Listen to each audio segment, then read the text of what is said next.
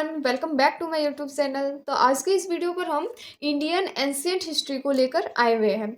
I know student कि आप लोग ये बुक से पहले से ही फेमिलियर होंगे। आप लोग बहुत बार ये बुक को या तो रील्स वगैरह में या फिर यूट्यूब का वीडियोस वगैरह में देखे होंगे, लेकिन ये बुक में हम आज के इस वीडियो पर इस बुक में कितने सारे चैप्टर है, इसका कंटेंट क्या क्या है, कौन सा चैप्टर इंपॉर्टेंट है या फिर नहीं है, वो सारी चीज़ें बताने वाली हूँ। तो ये वीडियो बहुत ही ज़्यादा आप लोगों के लिए इफेक्टिव होने वाला है, तो प्लीज़ वीडियो को इन तक ज़रूर देखिएगा। तो चलिए, जो हम लोगों का मेन टॉपिक है उसको हम लोग स्टार्ट करते हैं। तो सबसे पहले हम इस बुक का कंटेंट दिखाना चाहते हैं। सबसे पहले आप लोग देख सकते हैं इस पे बुक का क्वालिटी किस तरह का है। उसके बाद यहाँ से हम लोगों का कंटेंट स्टार्ट होता है। तो आप लोग देख सकते हैं पहला चैप्टर कौन सा है, the significance of ancient Indian history. ऐसा कर करके बहुत सारा चैप्टर्स इसमें दिया हुआ है, इकोलॉजी एंड इन्वायरमेंट। फिर इधर भी है बहुत सारे chapters, human evolution, the old stone age, फिर आइडेंटिटी ऑफ आर्यन कल्चर। फिर इधर भी बहुत सारे चैप्टर्स है, the Mauryan age, the significant of Mauryan rule वगैरह सब कुछ इसमें दिया हुआ है जो एंशिएंट हिस्ट्री में देना चाहिए। तो आप लोग देख सकते हैं इस बुक का भी कंटेंट किस तरह से दिख रहा है।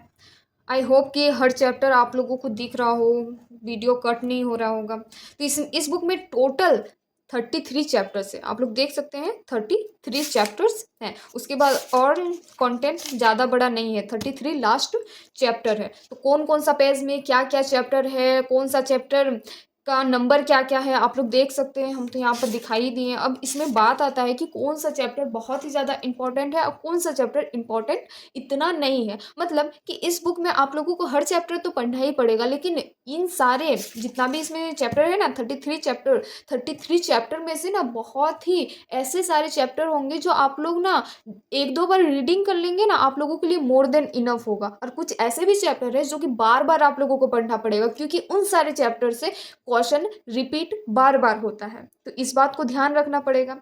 तो उसके हिसाब से हम लोगों को पढ़ना है ना।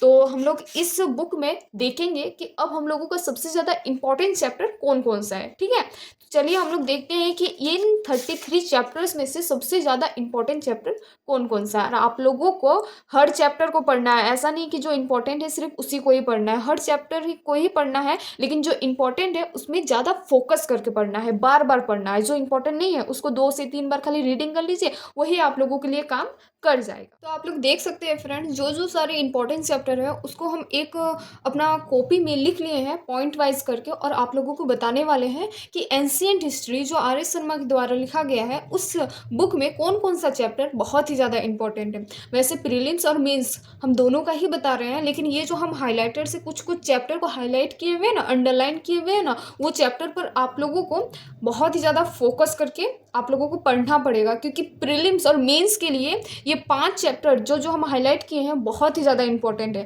बाकी सारे चैप्टर से तो कुछ परसेंटेज कम क्वेश्चन पूछे जाते हैं, लेकिन ये 5 चैप्टर जो हम हाईलाइट किए हुए वो हर बार क्वेश्चन उससे देखा जाता है। ठीक है, तो यहाँ पर हम टोटल 10 चैप्टर लिखे हुए हैं। 1 बाय 1 करके देखते हैं कि कौन कौन से ऐसे 10 चैप्टर है जो कि बहुत ही ज़्यादा इंपॉर्टेंट चैप्टर है। तो सबसे पहला जो चैप्टर है वो है pre historic culture. Pre historic culture बहुत ही ज़्यादा इंपॉर्टेंट चैप्टर है। सेकंड है हिंदूज वैली सिविलाइजेशन। देखिए यहाँ पर हम चैप्टर का नाम लिखे हुए हैं, इसके अंदर और बहुत सारे सब टॉपिक्स आएंगे, तो वो सब टॉपिक्स पर आप लोगों को बहुत ही ज़्यादा फोकस करना है। आ रहा है बात समझ में। तीसरा नंबर है वैदिक पीरियड, ऋग वैदिक एंड लेटर वैदिक एजेस। मतलब कि वैदिक पीरियड से रिलेटेड आप लोगों को सारी चीज़ें पढ़नी पड़ेगी।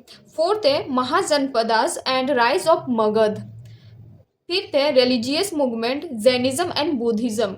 ये सारे जो चैप्टर है ना बहुत ही ज़्यादा इंपॉर्टेंट है। ट्रस्ट मी फ्रेंड्स कि ये चैप्टर को ना भूल करके भी आप लोगों को स्किप नहीं करना है, या फिर ऐसा नहीं कि फोकस करके बिना पढ़ना नहीं है। आ रहा है बस समझ में, एकदम अच्छे से फोकस करके पढ़िएगा। बहुत ही ज़्यादा इंपॉर्टेंट चैप्टर है ये सब। सिक्स्थ है मौर्यन एम्पायर। सेवेंथ है पोस्ट मौर्यन पीरियड। एट है Gupta age, golden age. Ninth है Harsha and later ancient history.